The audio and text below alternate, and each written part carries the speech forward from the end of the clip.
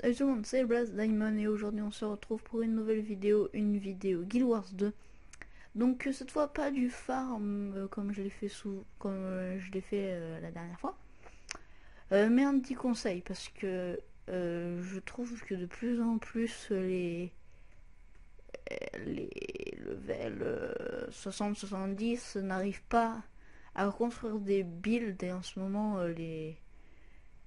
les joueurs sont de moins en moins bons. Moi, je ne parle pas pour ceux qui font du PvE, parce qu'en général, c'est pour farmer, pour avoir des genres horreurs, par exemple. Euh, je ne parle ceux évidemment qui font du MCM et qui n'arrivent pas trop à faire un build efficace. Donc, je vais vous aider. Donc, moi, je suis un rôdeur, donc ça ne marchera que pour un rôdeur. Donc, si vous n'êtes pas un rôdeur, donc un archer avec animal, vous pouvez vous en aller. Voilà. Donc, alors, un rôdeur, pour ceux qui ne savent pas, c'est un spécialiste archer avec un espadon, ça fait toujours plaisir. Hein. Enfin, ça dépend de ce que vous voulez. Avec un animal. Alors, commencer par l'animal. Alors, l'animal, il est tout simple. Alors, je vous conseille. Donc, moi, j'ai un. Alors, j'ai lui, mais je vous conseille l'ours si vous l'avez. Parce que l'ours c'est le spécialiste tank. C'est celui où quand vous formez un champion, c'est bien parce que il fait pas le plus mal, mais c'est lui qui restera le plus longtemps. Donc c'est lui qui fera forcément le plus de dégâts vu que c'est lui qui restera le plus longtemps. Et un vif rapide qui fait mal mais qui tank pas trop. Donc moi j'ai pris le guépard, c'est mon premier animal que j'ai eu. Donc voilà.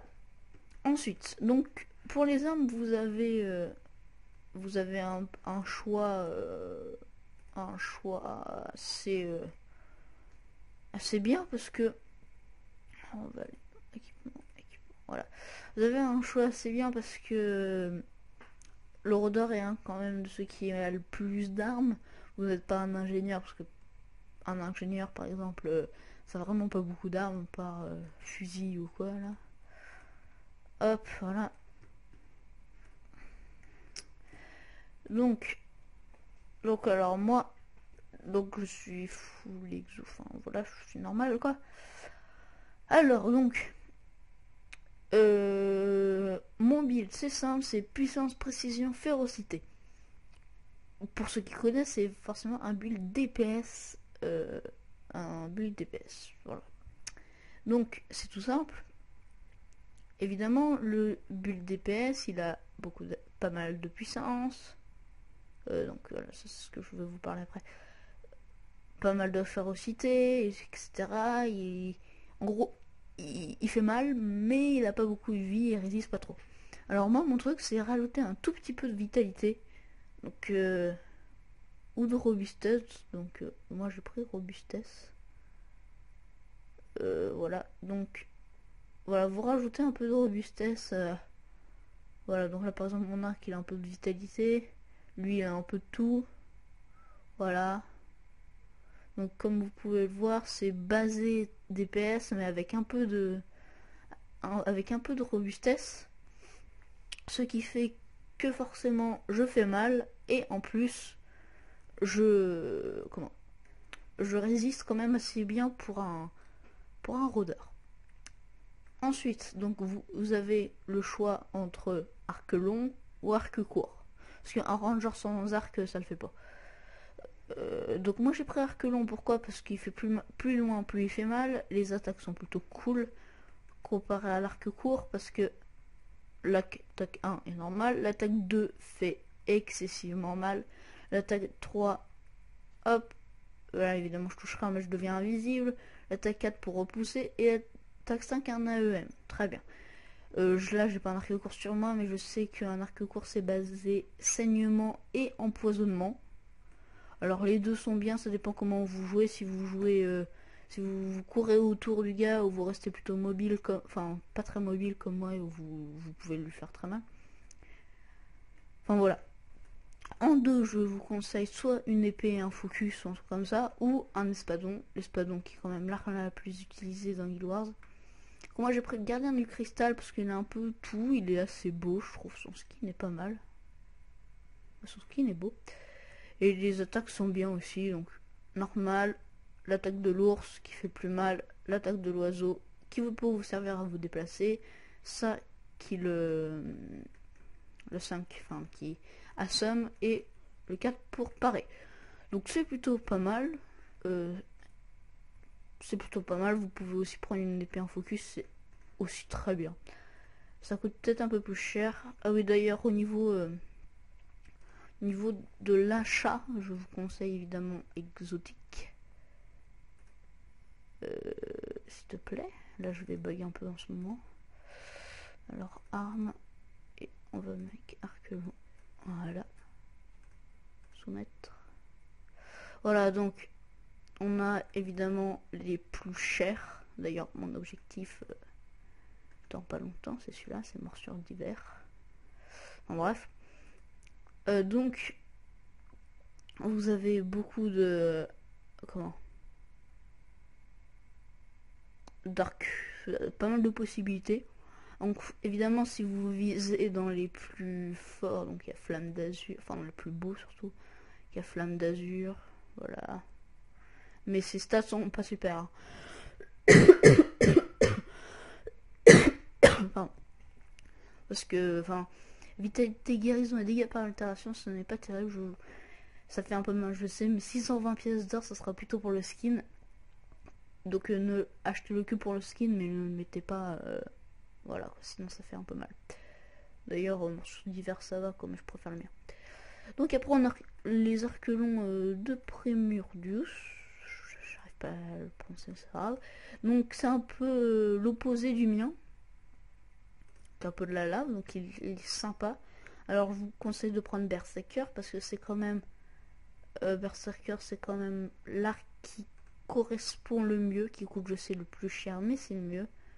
Moi voilà, j'ai l'arc corrompu Valkyrien, voilà, c'est celui-là. Donc Berserker aussi pour toutes vos armures, prenez Berserker, même si ça coûte plus cher, prenez-le, c'est vraiment un choix. Voilà. Ensuite dans le build qui est là, donc on va aller dans héros, hop, et c'est dans compétences. Alors dans les compétences et aptitudes. Donc d'abord les compétences. Alors. Donc comme vous voyez, j'ai un peu tout débloqué parce que pendant un moment j'ai eu beaucoup de trucs, donc voilà. Donc je vous conseille de prendre d'abord un soin qui est une guérison qui est plutôt directe. Alors soit ça, qui est bien, hein, ou soit ce que j'ai, ça c'est bien. Les deux sont bien, sauf que celle-là, elle vous donne à tous ceux qui sont autour et quand vous laissez quand vous restez dans la zone. Donc hop, voilà, ça fait ça. Donc là je suis guéri, là je suis plus guéri, là je suis guéri, etc. Alors que l'autre fait directement.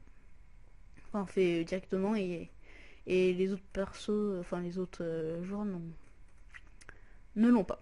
Donc, ensuite vous avez les pièges, donc vous pouvez jouer piège, donc ça je vais pas en parler des rôdeurs pièges, parce que c'est pas mon truc, donc je vous conseille Zéphyr accélérant, parce qu'il vous permet d'accélérer un peu la vitesse, beaucoup d'attaques finalement, parce que, regardez, alors on va faire juste le 1, sans Zéphyr accélérant, avec Zéphyr accélérant, voilà, et le 2 avec le Zéphyr accélérant, voilà, on voit que ça va vite.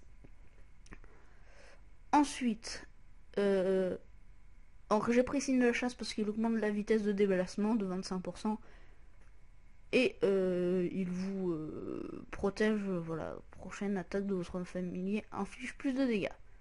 Et comme lui aussi, améliore votre robustesse, donc et celle de votre familier, donc c'est ce que je peux vous parler tout à l'heure, améliorer la robustesse. Et enfin, ma compétence d'élite, donc piège, vous prenez ça évidemment. Alors j'ai pris Fureur parce que ça améliore beaucoup. Alors le combo Fureur, Zéphyr accélérant plus 2, ça fait vraiment mal.